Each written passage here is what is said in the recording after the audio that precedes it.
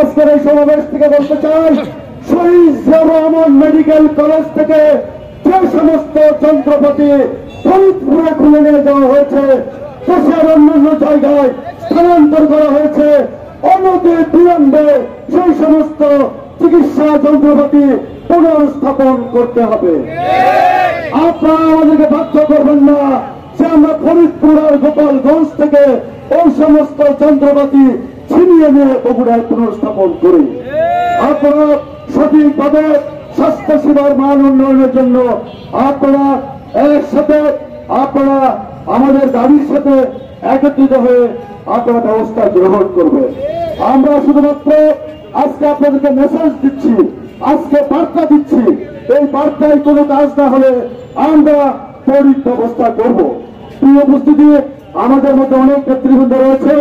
আপনারা জানেন বৈষম্য বিরোধী ছাত্র আন্দোলন এই বগুড়াতে যারা প্রথম আন্দোলন সূচনা করেছিল, সেই জুলাইয়ের 8 তারিখ থেকে অদ্যাবধি পর্যন্ত যারা এই বগুড়ার রাজপথে থেকে হাজার হাজার ছাত্র নেতাদেরকে ছাত্রদেরকে ঐক্যবদ্ধ করেছিল, সেই সমস্ত ছাত্র নেতৃত্বের প্রতিনিধিত্ব করেছিল পিপিএনের সৈনিকরা, বগুড়া জেলা ছাত্র অধিকার পরিষদের এক ঝাঁক কামাল নেতৃবৃন্দ। আমরা এই বগুড়ার আন্দোলনে যে সমস্ত ছাত্র নেতৃবৃন্দ অংশগ্রহণ করে এই আন্দোলনকে সফল করেছে, আমরা তাদেরকে ধন্যবাদ জানাই। আমরা অল্প সময়ের মধ্যে আমরা সেই সমস্ত বীর যোদ্ধাদেরকে আমরা এই বগুড়ার শহরের সৎমাথায় পুরোচিত সংবর্ধনা দেব ইনশাআল্লাহ। তো আজকে এই আয়োজনে আমি ছাত্র অধিকার পরিষদের পক্ষ থেকে বগুড়া জেলা ছাত্র অধিকার পরিষদের বিপ্লবী সভাপতি মিজানুর রহমান পরশকে সংক্ষিপ্তভাবে দুটি কথা বলার জন্য আহ্বান জানাচ্ছি।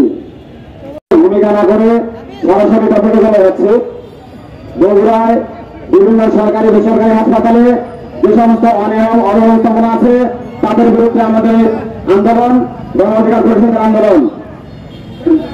আমরা সরাসরি শহীদ জিয়াউর রহমান মেডিকেল কলেজ হাসপাতাল, মোহাম্মদ আলী হাসপাতাল এবং বগুড়ার বিভিন্ন বেসরকারি প্রতিষ্ঠানের অব্যবস্থাপনার বিরুদ্ধে আমরা দাঁড়িয়ে আছি।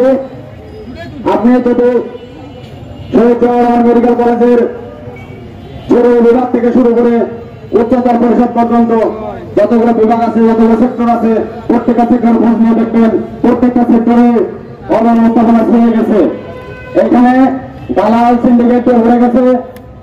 বাইরের জরুরি বিভাগের সামনে যে ফার্মেসির দোকানগুলো আছে, এরা পর্যন্ত দালাল নিয়োগ করে আমরা সাধারণ জনগণ যারা আছে এরা বিনামূল্যে ঔষধ পাচ্ছে না। সরকারি আমাদের জনসাধারণের সর্বস্ব তারা ছিনিয়ে নিচ্ছে।